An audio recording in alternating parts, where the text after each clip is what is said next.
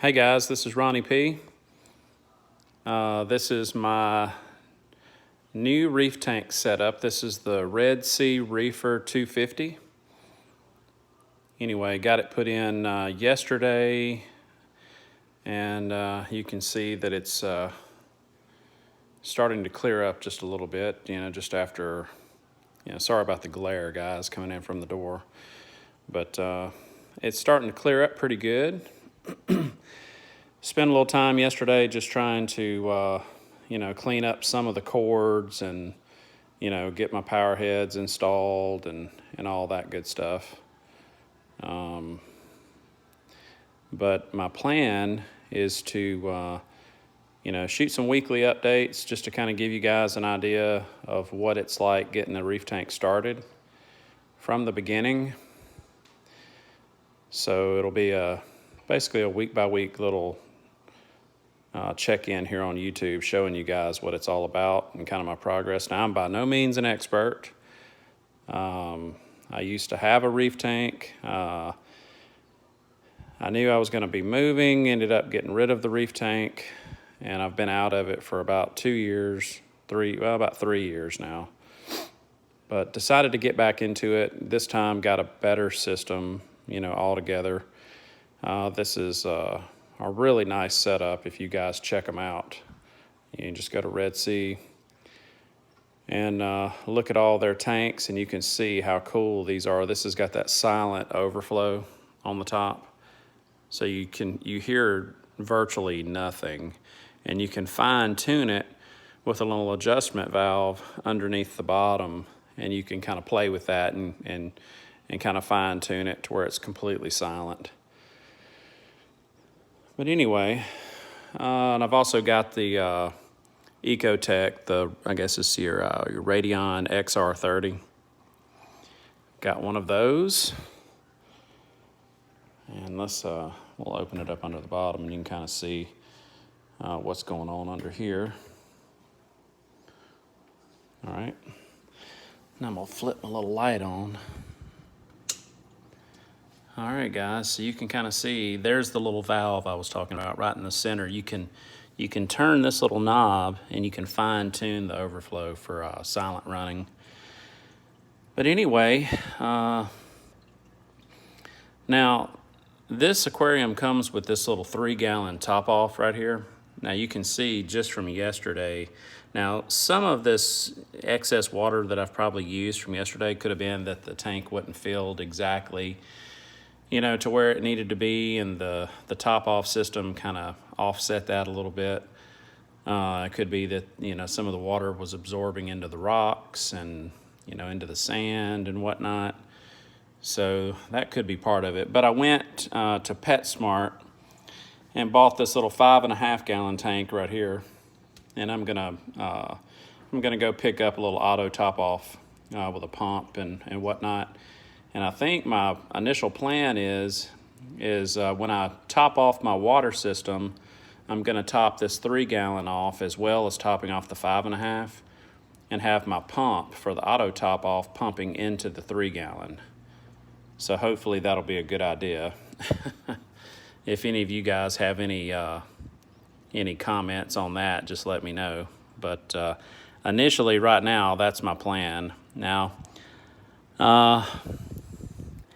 you can see under here, I've kind of, it's maybe not perfect the way I've got it all kind of under here, but it doesn't look too bad. I did get one of those Digital Aquatics Reefkeeper Lites, and I did the Reefkeeper Lite mainly because I was looking for an option to protect my aquarium in case, one of these right here, this heater, in case this thing ever failed in the on position and then the temperature in the tank, started climbing to an unsafe level. Well, I've already got this thing programmed now that if the temperature climbs above 79.5 degrees, that it'll shut the heater off. So, to me, if I think it was 100 and it It was either $99 or $129. I can't remember. I got that from Bulk Reef Supply. They do a really good video on this device. You know, and they'll tell you step by step how to set it up. And it was really, you know, you can program this thing with your computer, but I found that it was really easy just using the keypad on the device without ever having to connect it to a PC. So I didn't find any problems, you know, doing that at all. Now that was with the help of BRS TV, you know, Bulk Reef Supply. You know, they have some really good videos. But anyway, now I'm running 2 of the Current USA power heads. Now, you know, this is that loop system. Now, I'm running 2 of those, and I believe it's the 1,050 gallon per hour units. Now, I've got both of the power heads are plugged into, you know, this little manifold right here that kind of allows this one Current USA, I guess the brain of the power head. So instead of having to use 2 of them, that one little unit through this manifold will control both of the power heads. And you have the ability of plugging in a 3rd power head into the system. Now, I can set it to, you know, pulse and surge. You can do the gyro mode. You can do all of that with the 2 power heads through power head outlet 1 and 2. And you can plug a 3rd power head in, but unfortunately it won't allow it to sync up and do all that other stuff. I think it'll only run in the flow mode. So it'll just do the stream effect. Now, of course, this Digital Aquatics Reefkeeper Lite.